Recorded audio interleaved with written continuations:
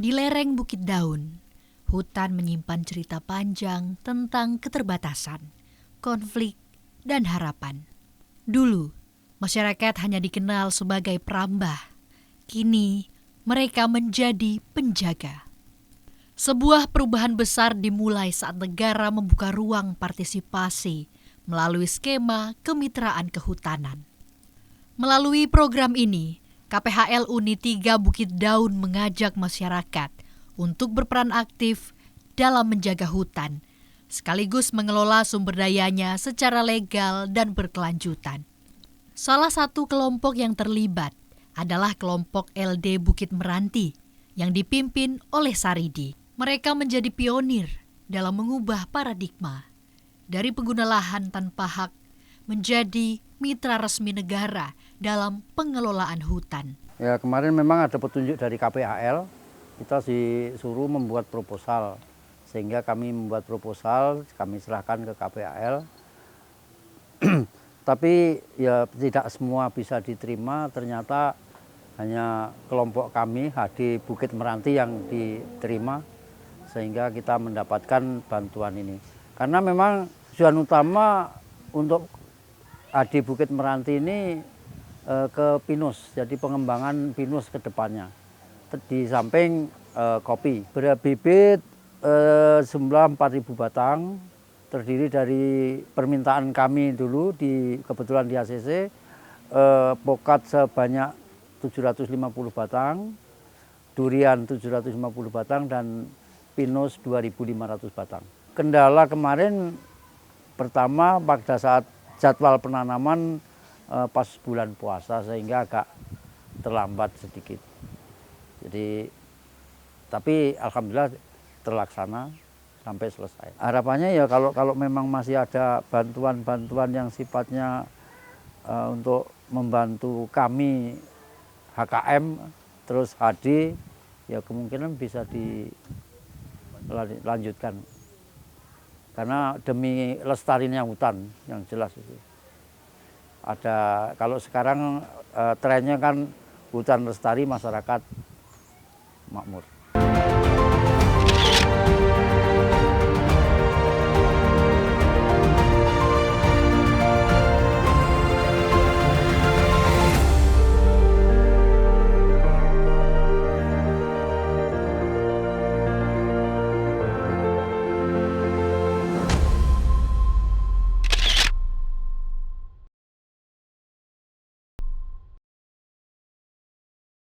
Mengubah cara pandang masyarakat terhadap hutan bukanlah perkara yang mudah.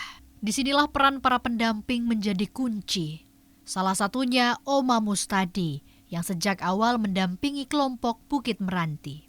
Melalui pendekatan dialogis dan partisipatif, warga mulai memahami bahwa hutan bukan sekedar tempat bertani, tapi sumber kehidupan yang harus dijaga dan dimanfaatkan secara lestari. Untuk memperkuat pemahaman itu, dibentuklah kelompok belajar kemitraan, sebuah forum berbagi pengetahuan yang berfokus pada praktik langsung di lapangan. Dari forum ini, lahirlah inisiatif Demplot Agroforestry, lahan percontohan yang mengintegritasikan tanaman kayu seperti pinus dan tanaman bernilai ekonomi seperti durian dan juga alpukat. Program ini juga didukung oleh DLHK Provinsi Bengkulu melalui agenda penguatan agroforestry untuk mitigasi perubahan iklim dan revegetasi lahan miring untuk menekan erosi dan mendukung ketahanan ekonomi masyarakat. Melalui Demplot ini, warga pun dapat meningkatkan produktivitas lahan, mengurangi degradasi, meningkatkan keanekaragaman hayati, dan meningkatkan pendapatan petani secara berkelanjutan. Jadi kegiatan Demplot Agroforestry ini merupakan pembangunan Demplot, itu reboisasi yang kegiatannya dilaksanakan di kelompok perhutanan sosial. Dalam hal ini kita peningkatan kapasitas. Kegiatan ini merupakan pembiayaannya dari kerjasama antara pemerintah Indonesia melalui Kementerian Lingkungan Hidup dan Kehutanan dengan Kerajaan Norwegia melalui Kementerian Kehutanan juga. Nama proyek ini Pollinate Sing 2024. Kegiatan ini didapat di kelompok kita Lembaga Desa Bukit Meranti ini kebetulan karena di kegiatan ini jatuhnya di KPH efektif. Kebetulan KPHL Bukit Daun ini mendapatkan sertifikat KPH efektif di tahun 2023. Kemudian di tahun 2024 ini ada kegiatan pengembangan Demplot Agroforestry. Kelompok kita ini salah satunya mengajukan usulan waktu itu, diajukan ke KPH, ke dinas melalui proses seleksi, kemudian dinaikkan ke Kementerian Lingkungan Hidup dan Kehutanan. Pada tahun 2024 bulan September itu dimulailah kegiatan kita di kelompok kita ini. Jadi sistem penanaman untuk kegiatan Demplot Agroforestry kita ini sistemnya swakelola. Artinya swakelola ini dilaksanakan oleh kelompok melalui anggotanya dan masyarakat sekitar, yang nantinya anggota dan masyarakat sekitar ini nantinya berpartisipasi, kemudian juga nanti ada semacam HOK-nya juga untuk anggota atau kelompok masyarakat ini. Jadi salah satu tujuannya itu untuk peningkatan kapasitas kelompok, artinya kita juga semacam melaksanakan pelatihan juga di kelompok ini untuk supaya bisa nantinya salah satunya itu masyarakat sejahtera dan lahan kita tetap terjaga, lestari, keanekaragaman hayati kita juga tetap terjaga seperti itu. Jadi kalau kaitannya dengan kegiatan ini, syarat untuk mendapatkan kegiatan ini adalah kelompok yang sudah terdapat legalitas hukumnya. Artinya kelompok yang sudah mempunyai izin memanfaatkan kawasan hutan lindung. Karena di kawasan hutan lindung ini tidak bisa melaksanakan kegiatan apapun jika tidak ada izin. Izinnya ini melalui Kementerian Lingkungan Hidup dan Kehutanan. Nah, kemudian kaitannya dengan kegiatan ini, kelompok kemarin kami beberapa kelompok kami silakan untuk mengajukan usulan. Dari beberapa usulan itu nanti kita lihat potensinya dan kita seleksi. Akhirnya dapatlah satu kelompok ini yang memenuhi syarat untuk kita lakukan pengembangan Demplot Agroforestry ini. Di Kabupaten Kepahayang ini satu-satunya, di Provinsi Bengkulu ini pun juga satu-satunya. Karena itu tadi, kegiatan ini jatuh ke KPH efektif. Kebetulan di Bengkulu hanya KPL Bukit Daun pada tahun 2023 mendapat sertifikat KPH efektif. Kemudian di tahun 2024 ini mulailah kegiatan atas pendapatnya KPH efektif tadi, salah satunya itu pembangunan Demplot Agroforestry ini.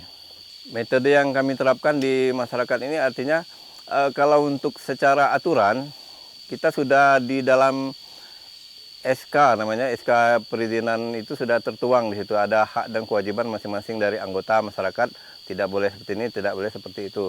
Artinya acuan kita tetap di SK tersebut tentang hak dan kewajiban dari masyarakat. Selalu kita ke masyarakat, selalu kita menyampaikan tentang hak dan kewajiban tersebut, sehingga supaya masyarakat mengerti apa saja yang boleh dilakukan dalam kawasan hutan ini, apa saja yang tidak boleh dilakukan dalam kawasan ini. Kalau untuk penanaman ini, sebenarnya kan kami kembalikan ke masyarakat. Mereka ingin menanam apa, jenis apa yang ingin mereka tanam. Silahkan masyarakat menanam tanaman yang kira-kira mereka mendapatkan hasilnya. Kalau kita di hutan ini kan tidak boleh memanen kayu. Artinya selain kayu silahkan dipanen. Itu buah-buahan, getahnya.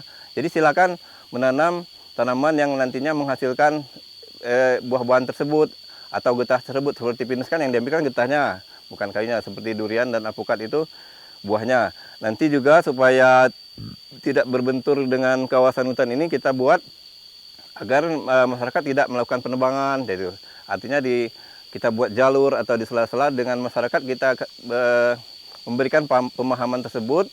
Kegiatan ini tetap berjalan dengan baik. Aturan di perhutanan sosial tidak kita langgar.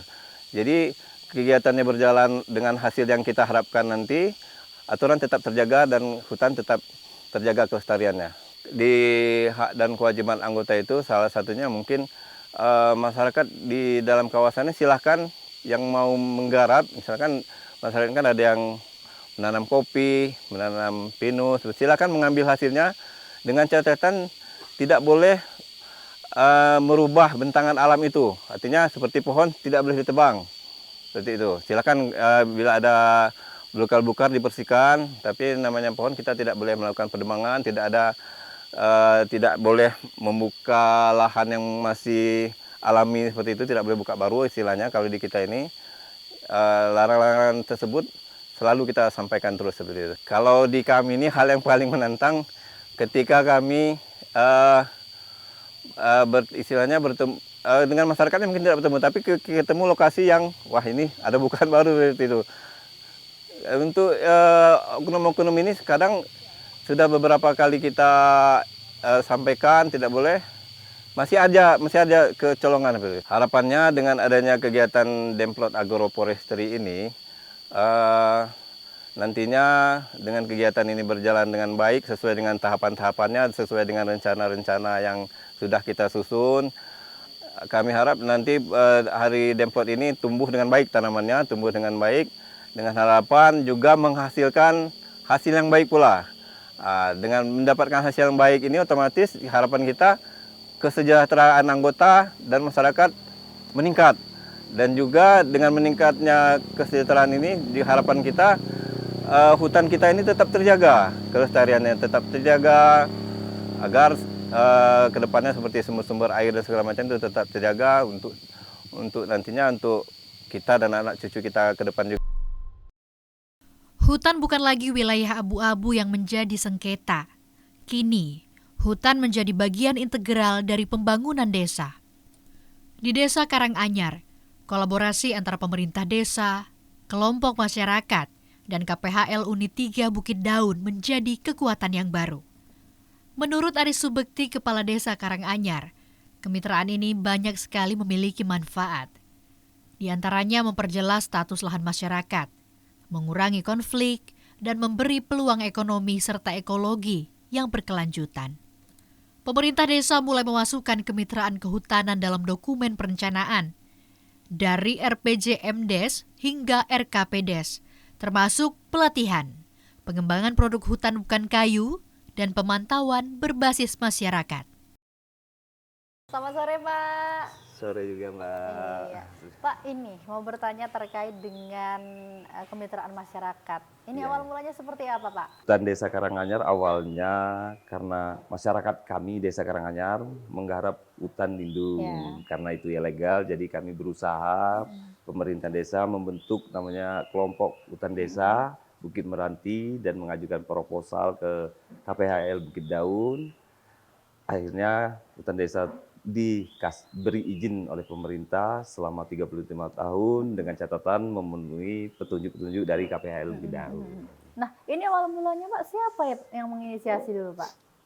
Masyarakat bersama perangkat desa di sini bersama-sama agar hutan tetap lestari tapi dapat menghasilkan manfaat untuk masyarakat. Betul. Ini dari tahun berapa, Pak, ini sudah diberikan izin, Pak? Kalau diberikan izinnya baru tahun 2023, tapi kalau penggarapan mungkin udah lama sih, namanya masih ilegal kalau yang dulu. Sekarang sudah legal kan gitu. Oh, berarti untuk penggarapannya itu sudah dari dulu, itu yang secara ilegal. Namun dilegalkannya itu dari tahun 2023, kurang lebih hampir mau 2 tahun ya, Pak? Iya, ya, mau dari 2 tahun. 2023. Benar. Nah, kira-kira, Pak, program yang sudah dilaksanakan itu kira-kira programnya seperti apa?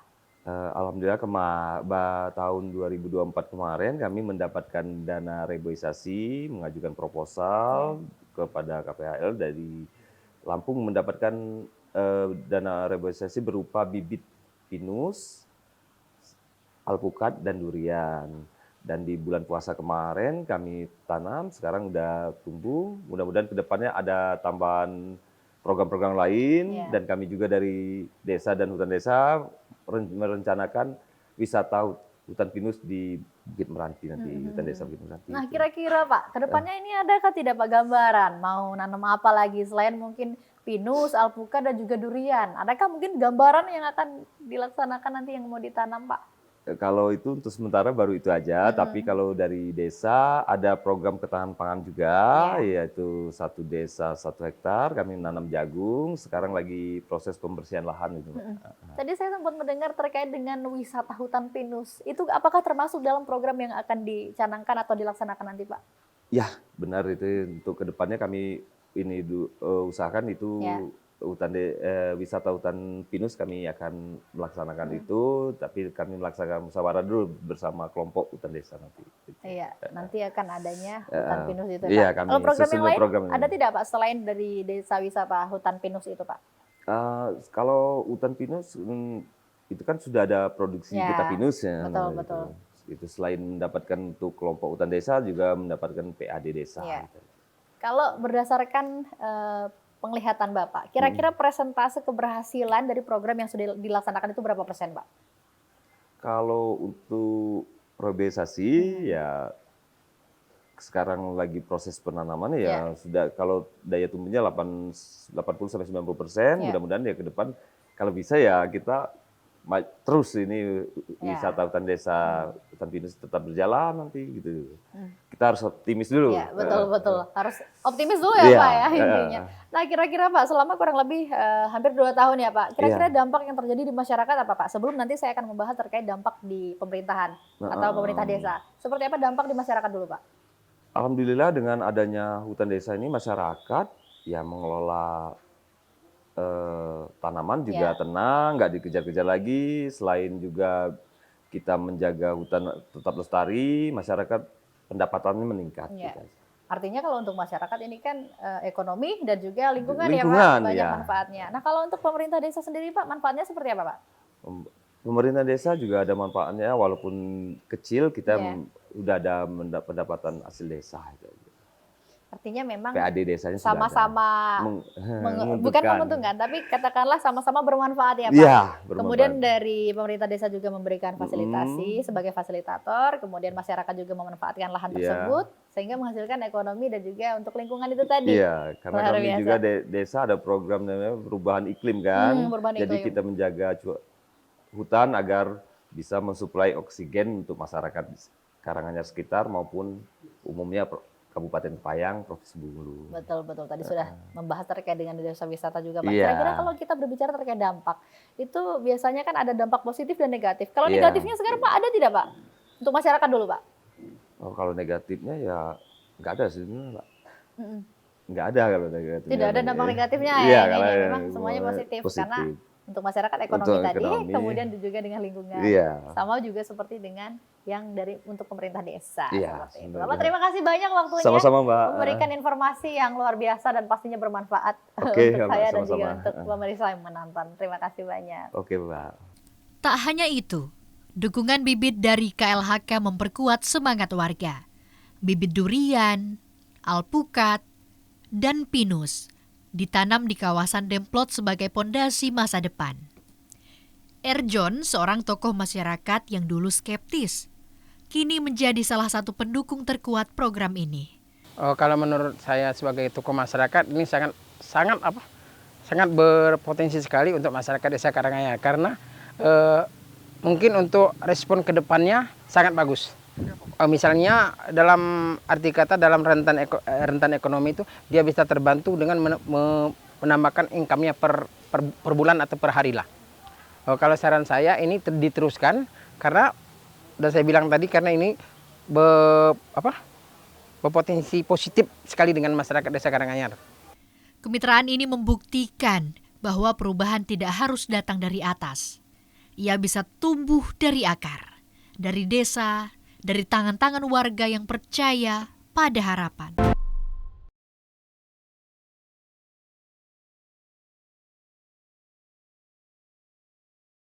Perjalanan kemitraan ini masih panjang, tantangan tetap ada. Dari kebijakan yang berubah, minimnya dukungan anggaran, hingga tekanan ekonomi yang tak kunjung reda. Namun satu hal yang kini tak tergoyahkan, kesadaran masyarakat, mereka tahu masa depan hutan adalah masa depan mereka sendiri. Dengan semangat gotong royong, mereka menanam bibit, merawat tanah, dan membuka ruang belajar bersama. Mereka menolak hanya jadi objek pembangunan. Mereka memilih menjadi subjek perubahan. Saridi terus memimpin kelompoknya dengan hati. Oma Mustadi tetap menguatkan dari belakang layar. Ari Subekti dan Erjon menjadi jembatan antara desa dan hutan, antara masyarakat dan negara. Kemitraan bukan sekedar dokumen atau tanda tangan di atas peta. Ia adalah proses yang dibangun dengan kepercayaan, kerja keras, dan juga harapan. Pemirsa, kemitraan masyarakat memiliki dampak yang sangat banyak dan juga dampak positif untuk masyarakat sekitar dan juga untuk pemerintah desa. Masyarakat tidak hanya menanam pohon, mereka juga menanam harapan. Desa Karanganyar berdiri menjadi saksi bahwa ruang, kepercayaan dan juga kerjasama yang baik bisa membuat mereka menjaga hutan mereka dengan cara mereka sendiri. Hutan lestari, masyarakat sejahtera. Akhirnya saya Tika Safitri mewakili seluruh kerabat kerja yang bertugas pamit undur diri. Terima kasih atas perhatian Anda dan sampai jumpa di Lensa di Rafflesia edisi selanjutnya.